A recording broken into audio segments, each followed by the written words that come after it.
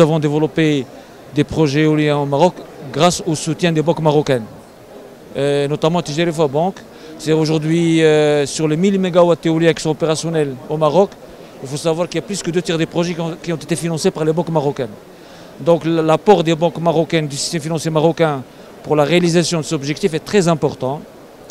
Aujourd'hui, nous avons développé ensemble une expertise, un savoir-faire marocain. Et la convention qu'on a signée aujourd'hui a pour objectif de le déployer, ce savoir-faire, dans le cadre d'un partenaire sud-sud pour investir en Afrique.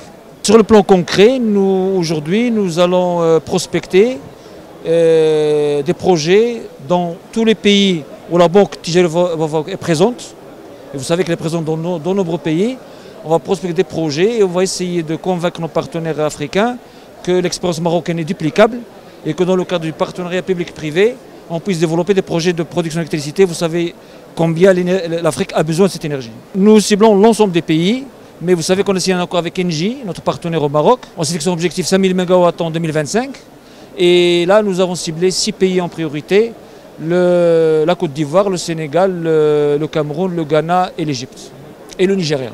Aujourd'hui, il faut savoir que c'est des projets qui sont très importants, très capitalistiques, et c'est très important aujourd'hui de partir investir en Afrique avec des partenaires. Et Engie, pour nous, c'est un très bon partenaire. Nous sommes partenaires de Nareva, à la fois pour se développer au Maroc et dans le reste de l'Afrique, dans l'électricité, le gaz naturel et l'efficacité énergétique. Je crois que ces conventions sont vraiment excellentes. Elles permettent de passer à l'action pour apporter à la lutte contre le changement climatique les financements notamment locaux, africains, marocains, dont cette lutte a besoin pour financer les énergies renouvelables. Nous faisons avec Nareva l'exploitation du parc de Tarfaya, 300 MW éolien, le plus grand parc africain. Mais nous avons également des projets, d'autres projets pour le Maroc, dans le domaine du solaire, dans le domaine du gaz naturel, dans le domaine de l'efficacité énergétique. Et puis au-delà du Maroc, nous avons signé au mois de juin un partenariat pour ensemble combiner nos forces de développement pour approcher d'autres pays d'Afrique, en particulier d'Afrique de l'Ouest. Donc ces conventions sont très importantes.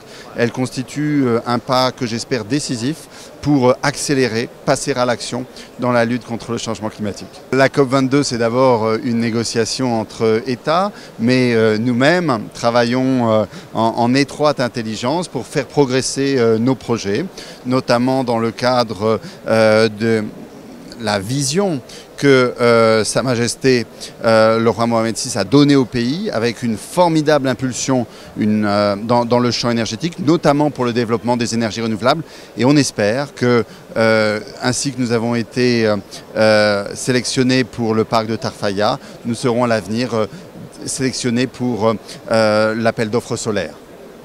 Donc Nareva, aujourd'hui, c'est un développeur, c'est ce qu'on appelle un IPP.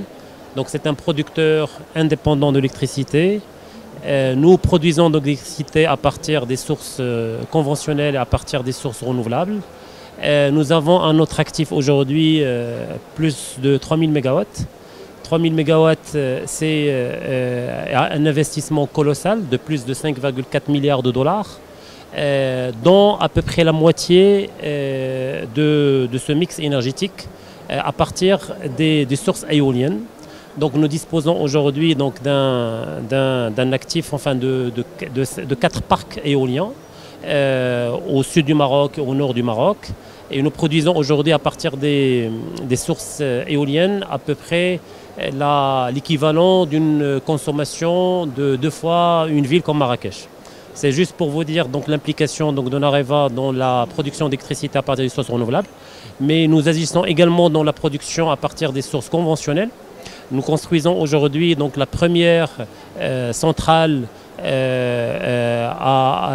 conventionnelle thermique au Maroc, donc dans la ville de Safi, avec une capacité installée de 1400 MW et un investissement de plus de 2,6 milliards de dollars. C'est une première mondiale, première africaine pardon, puisque c'est la première fois qu'on utilise cette technologie ultra supercritique qui consomme pour le même kilowattheure beaucoup moins de charbon.